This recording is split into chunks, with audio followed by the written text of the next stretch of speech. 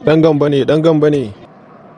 Ale Badaru, da dai kuɗi su zo da cika maka more ka da kai ka Ingila ka je ka huta ka je ka kai da sarauniyar Ingila.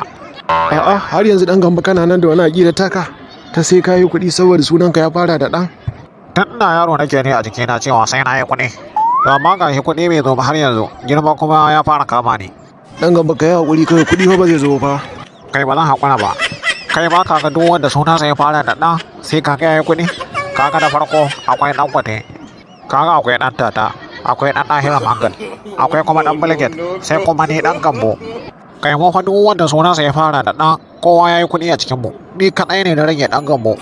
Ka manta akwai ɗan daba, akwai ɗan sane, akwai ɗan shulishu, akwai ɗan yanka aljihu, sa'annan kuma akwai ɗan iska.